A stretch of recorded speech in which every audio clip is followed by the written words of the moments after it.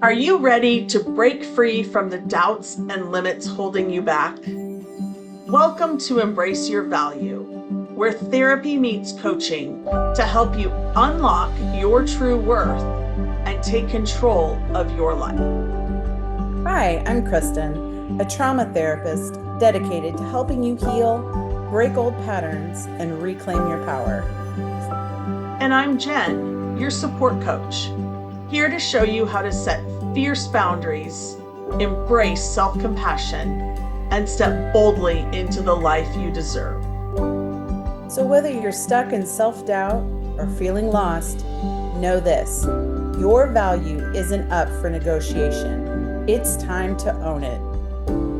Every week, we tackle real issues that challenge, inspire, and empower you to live with purpose and confidence. So, grab your favorite drink, take a deep breath, and let's get started. Because you're not here to play small. It's time to embrace your value. Hi, welcome back to Embrace Your Value. Jen and I are here with a special guest, and I'm very excited to hear more from her, but I will let Jen go ahead and introduce her. Thank you, Kristen. Oh my gosh, you guys, I am so excited. I get to introduce my dear friend, Dr. Kimberly Quinn. Kimberly is a CEO and founder of Mindcraft University. She is a keynote speaker, a coach, and a positive-izer. And she is just an incredible person to surround yourself with. So honestly, if you ever have the opportunity to have a conversation with her, hire her, whatever it is, just don't miss it because she is incredible and amazing. Kimberly, I am going to let you take it for a little while and just tell us about yourself. Tell us about what you do, who you are, who you serve, and how you incredibly serve them. Wow, Jen, I just feel so good. Thank you for that generous introduction. And I'm so happy to be here and also with you, Kristen. I just met Kristen and she's pretty amazing in the short time I've gotten to know her. So, yeah, be quick with that because I think you want to get right to the skinny, right? Yes, Mindcraft University is all about speaking, as you said, across the country and actually world in September. I think I'll be speaking in Croatia, so that's super cool. And also mindset coaching for individuals. And also I go into businesses that are basically a hot mess and help them navigate interpersonal dynamics and things like that. So Mindcraft is about learning to become the boss of your brain.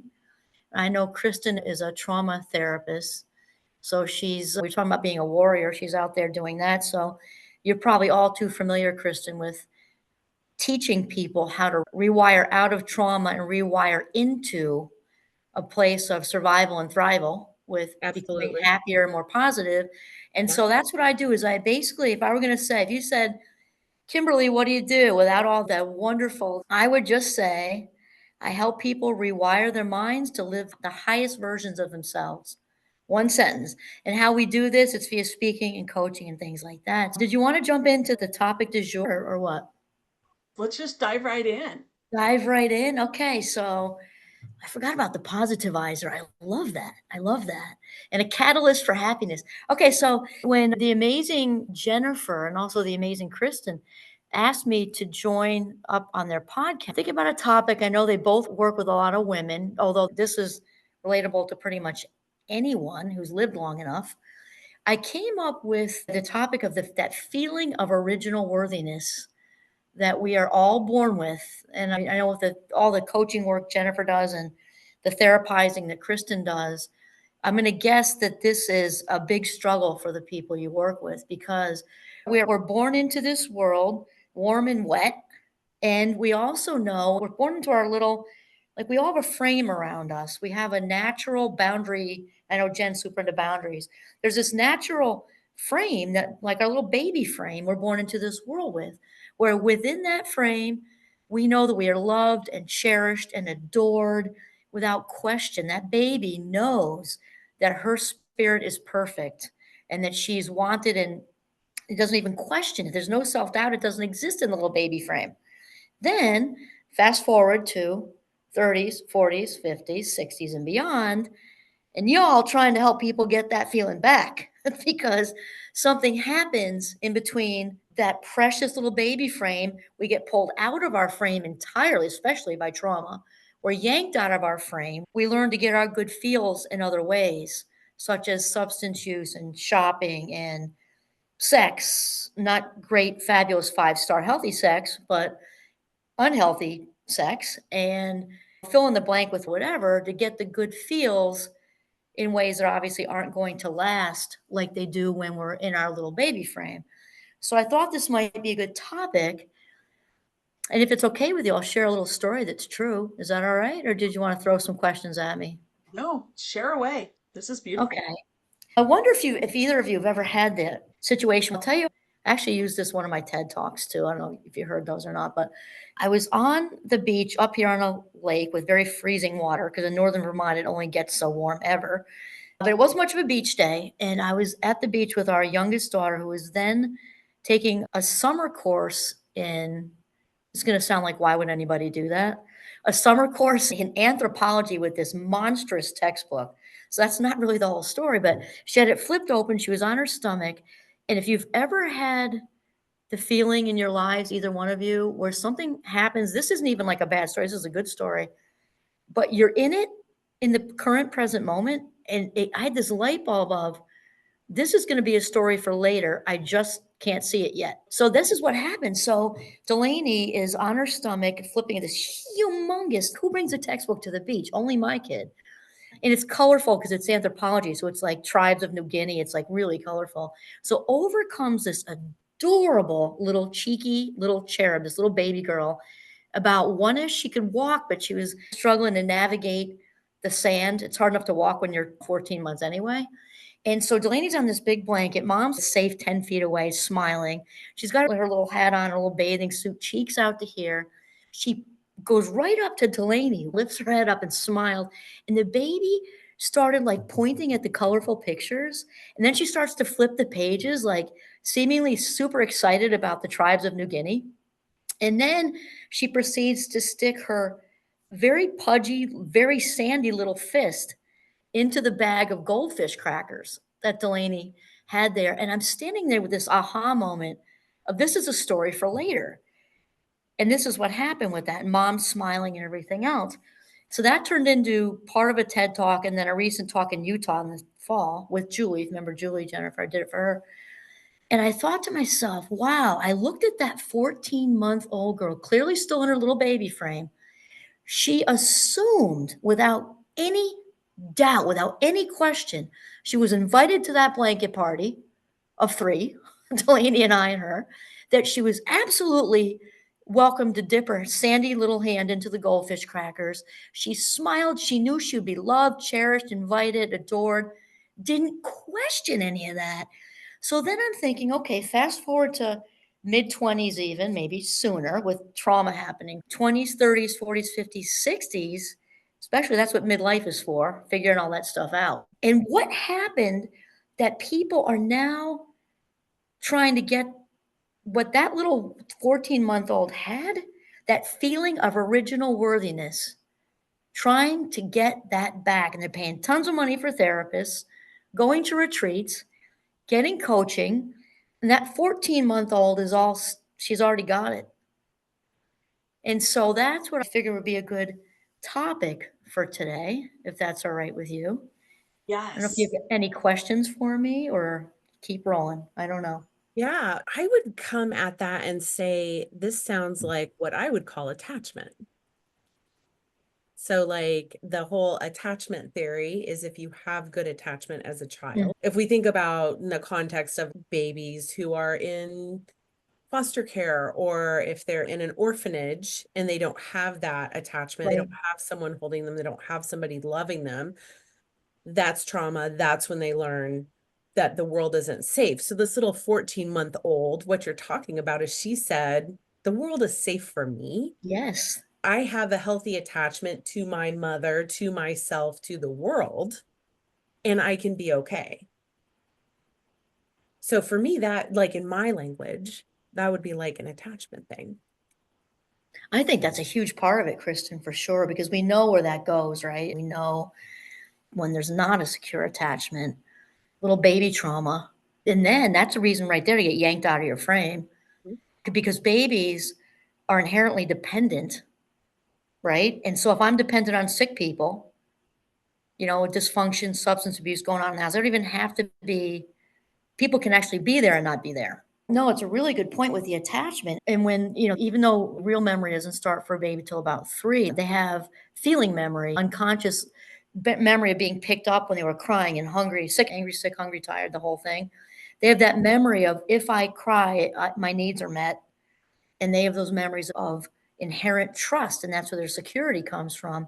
And the reverse is also true. There's anxious avoidance. So yeah, that's a really good point. And then there's the rest of it, right? We go past the attachment stuff, which is the foundation, and we get past that to growing up in an addicted home, which I know that firsthand. You're breathing shame like you're breathing oxygen, right? So it just, and people, I think, often, just to clear up for people, often get guilt and shame confused, where guilt says the message is, I made a mistake, and its only job in the world is to keep us from spreading vicious rumors, punching somebody in the schnozy, slashing tires, saying, then you get it and you don't do it anymore, hopefully.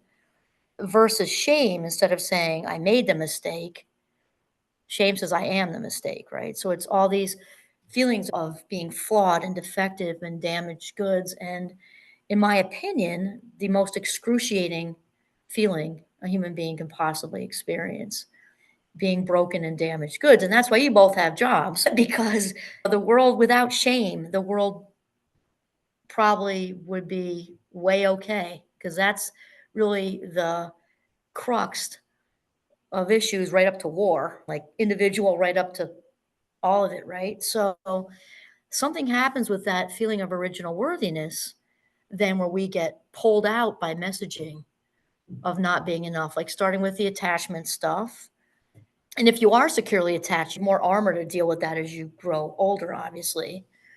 But just to think about some of the messages. So what happens is, the talk I did in Utah was a little different than that TED talk. And the name of it was, is there a virus in your hard drive?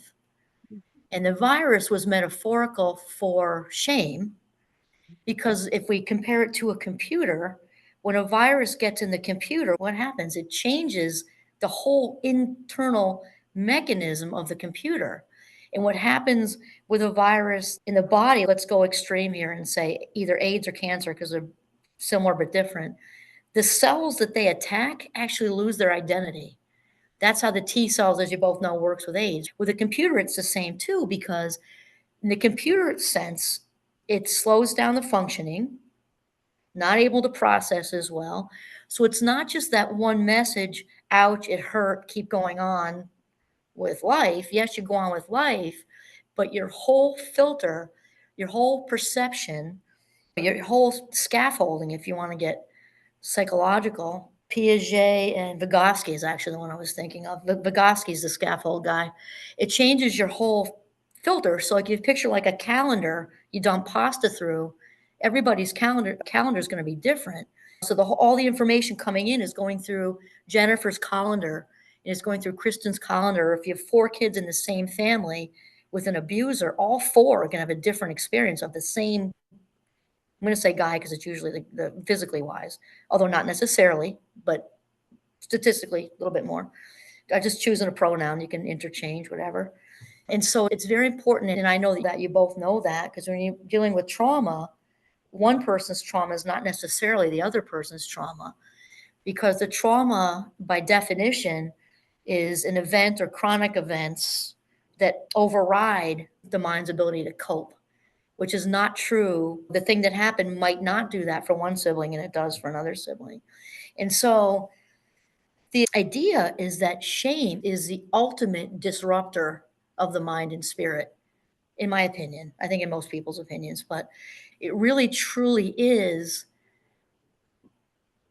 a disease, a disease of the mind, because when we are looking through and living outside of our frame, remember we talked about, I should have brought my frame. When I do the talk in person, I bring the frame with me and actually do this and move out of it. Because when we're yanked out of our frame at 2, 3, 4, 10, or 15, or 23, or whatever, it really is, and shame is what pulls us out. The messaging is that what pulls us out. We are all seeking out those good feels one way or the other. And for children, we need them to survive. So when we're dependent on sick people who are giving us all this messaging about not being enough in all these different ways, all the different roles, I know you're both familiar with all the different roles of, it's usually meant for addiction, but it doesn't have to be, with the scapegoat and the golden child and all those things. You're attracting people into your lives, or people are attracting others into their lives that are going to confirm how they already believe about themselves. So I know you both know teaching people how to treat us. So that little baby, just assuming she was welcome to the blanket party, helping herself to the goldfish crackers, everybody just knows, plus she's an adorable baby. Later on, when we're yanked out of our frames and we seek those good feels from very temporary fixes, like the people pleasing and the rescuing and all these things, getting good feels because I think I fixed you and I rescued you and all that. It's really like watering flowers with a can that has a hole in the bottom. It feels like they're being watered, looks like they're being watered, but you're empty. And then we get resentful and we're getting pissed and all the things, and it doesn't, because that's mindless giving versus mindful giving, because you're coming from a broken place. So what was I going to say about? Okay, so then, because I know Jen has a story, obviously part of your frame. The good news is that there's lots that can be done, just like you two amazing women would do with coaching and also trauma therapy, because otherwise somebody's going to continue to attract, they'll dump the guy who's a jerk or the other way around, whatever, and lo and behold somebody shows up who's not different, wearing a different outfit, because that's just how it works. And it's because of something called confirmation bias. So we are going to seek out that which we already believe to be true about ourselves. And confirmation bias also has a second part, which most people don't realize. We seek that which we already believe to be true while also ignoring evidence to the contrary. All your amazingness, all your brilliance, all your everything else. And so people stay in these horrible relationships and people pleasing and rescuing and doing all that crapola until they do the work on themselves, which is a great segue into Jen's successful client. Yeah, so this actually just happened today. So I have a client that I've been working pretty consistently with now for the last couple of years, 2 or 3 years, but off and on for really the last 5. And she's had some really big trauma in her life, and she's had a lot of feelings of unworthiness. Kids picking on her as a kid, boyfriends telling her she's not pretty enough, that she doesn't dress right, lots of things, lots of stuff in there, lots of garbage to weed through. And there have been many times that we have worked on something or talked about something, and she's, yeah, but that's not mine. That's not going to happen. That's just not it. And you're talking about this very last thing that you were talking about, like not knowing, like seeing yourself as being treated unworthy, but also missing the evidence. So one of the things that I'm huge on with my clients is finding the evidence. So she messages me today. Girl is got a migraine, sick as a dog, and she is voice messaging me going, I have to tell you what has happened. I am finding the evidence, like truly finding it. She says, I'm getting good marks at work. They're proud of me at work. I got added to a group chat at work, and I really thought these people were just going to blow me off, that they were just telling me they were going to, but they're seeing value in me and they want me to be a part of it. And she went on and had all these different things that she's seeing the evidence. And she said, and about halfway through this, I'm hearing your voice in the back of my head going, yes, this is what we're talking about. Yes. And she said, and these are her words, this is never what I would say, but she said, I heard you say to me, I told you. And so when I messaged her back, I said, I would never tell you I told you, but I would say yes. And she said, nope, I get that, but I heard you say, this is what we've been talking about for years, and you're doing it. And she herself was so proud. I'm ecstatic, like I had tears of joy And I was so proud and so happy for her because we've worked so hard on some of this, but I could hear the pride in her voice. And she's coming back to some of this original worthiness because she's getting it. Now, she's not totally there. She still has work to do. And she admitted that. She goes, but her last words to me were like, I'm going to keep working on this. I can do this. Oh my gosh, that just makes me feel so great when they get there and they're like, this is it. This is what I want to do. This is why it all makes sense. And so that's it. That's what it boils into. So when you do the work and you find the right people to help you, it can just be incredible and amazing and so good. Oh, no, totally. And I'm sure you both agree because you're really both warriors out in the battlefield, really helping people to see their own strength. And you don't get that in a paycheck. We all like the paychecks, though in reality, when you know for sure that your presence in someone's life even you're the vehicle because they do the work, but without you being the vehicle, that this change wouldn't be happening. That's a really good feeling. Yeah. And it's a good feeling for them to experience the change. I remember when I went through some of this, it was like, oh my gosh, I didn't know it could be this good. And Kimberly, you witnessed some of my change. Like you knew me when I was a little bit shyer and a little bit not wanting to own my own worthiness. And you've seen some of that transformation. And it's incredible when you own it. I love that so much. Oh, it is incredible. Like you said, just being a witnessing firsthand someone else's authentic joy that's coming straight from personal growth, wounds to wisdom, to actually be there to see it. Because I know because I therapized way back when, I know that you got to just know going in, you're probably not going to be there for the catharsis, more than likely. So if you actually get to experience something cathartic, that is the sauce on the sundae right there for you and for her, because she got to see you see her, which is Absolutely. awesome. Yeah. And she came back to me with it. She could have just been like, oh, it's going well. And she told me, she goes, 8, 10 months ago, she goes, I wouldn't have seen any of that as evidence. She goes, I didn't even believe in evidence. Oh, I that is didn't think it was awesome. out there. Yeah. Oh, Jennifer, wow, that whole story just made my whole night because, Thanks. Made mine. amazing the two of you out there in the trenches, because that's working with, you're both doing similar somethings, right? Being in the trenches out there with people's very real pain is admirable. It's really admirable and so needed because there's obviously a lot of pain out there. And when you're able to be a catalyst for those wounds to the transformation to wisdom, is just pain flipped inside out, as you both know. And when you can be a part of that, it's the best thing ever.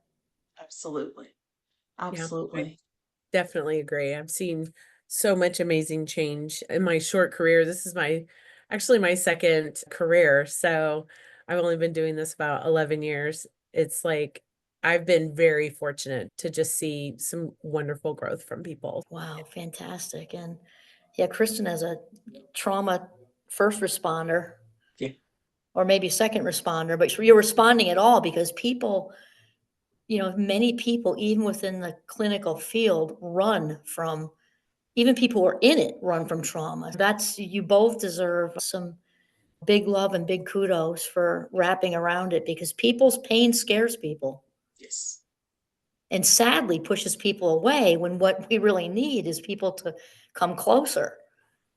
And that's where the bearing witness to the pain as well as the joy, I think, is what can be so healing for people, is just to be able to sit with them in whatever it is that they bring. Oh, totally. And Kristen, I like that as well, because as you both know, sometimes what people need more than anything is your presence, because so many people, even family, okay, too much.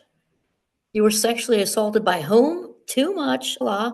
They might half listen, but not attentively because it's too close. And that's so invalidating. That just reaffirms all the shame feelings that are already under there. Oh no, I'm too much right now. It's all too much, even though whatever, it wasn't even your fault.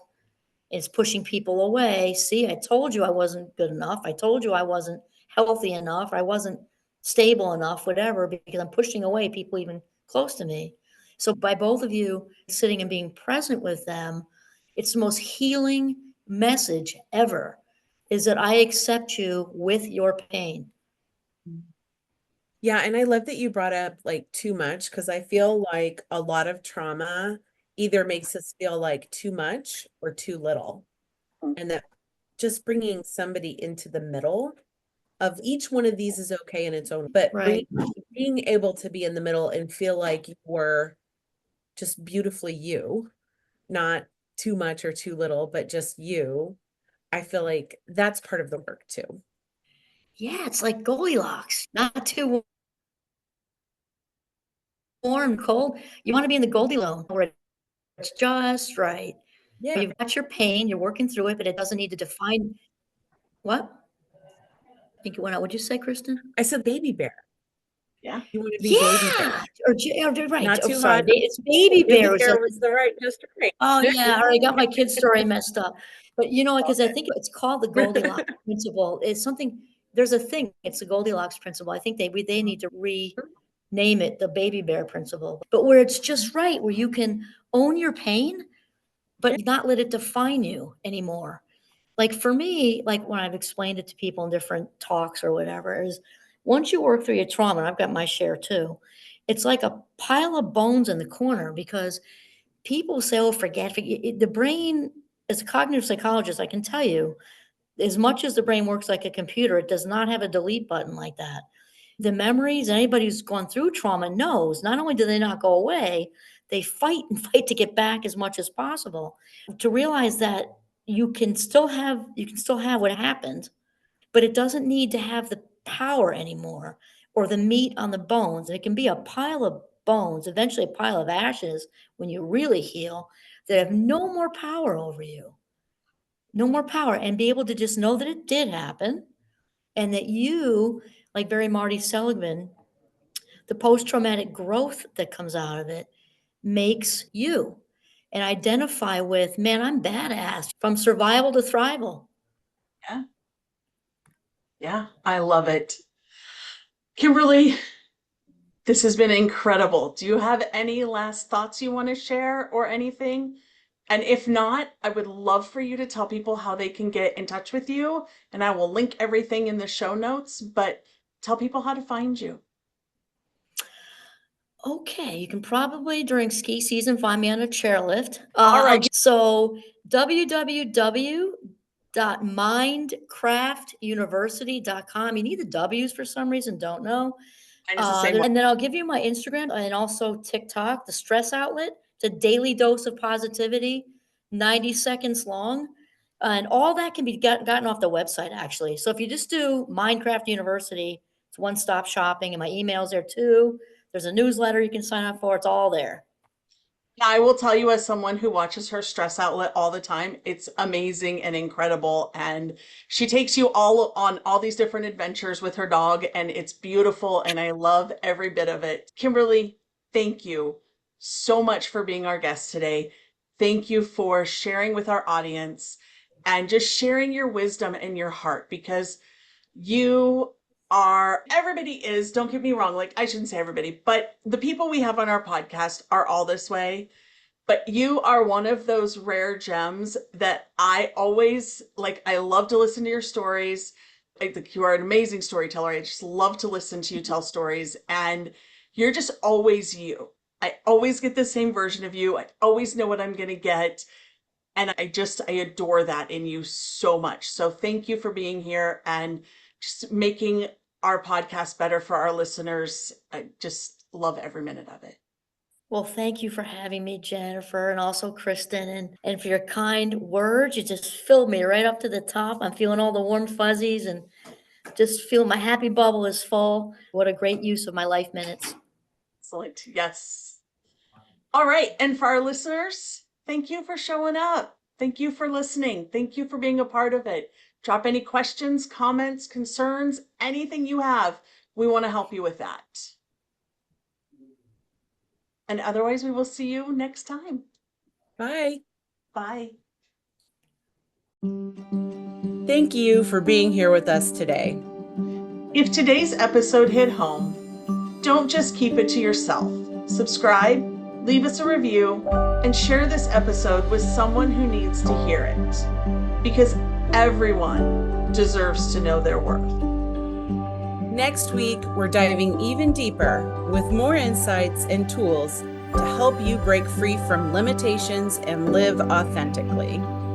Until then, keep raising your standards, owning your worth, and embracing your value.